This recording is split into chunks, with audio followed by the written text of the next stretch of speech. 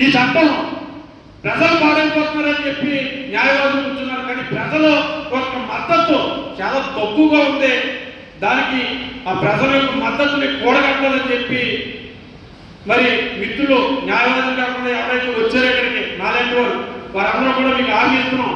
రానున్న రోజుల్లో ప్రజల్లో కూడా మీరు ఏదైతే చెప్పారో ఈ విషయాలన్నీ కూడా ప్రజల్లో తీసుకెళ్ళి మీకు మద్దతు ఇచ్చి ఈ చట్టం రద్దయ్యేలాగా కూడా మేము పోరాటం చేస్తామని చెప్పి, అలాగే మేము భారతీయ జనతా పార్టీ ఒక కార్యకర్త లీడర్గా మేము కూడా ఆగిస్తున్నాం.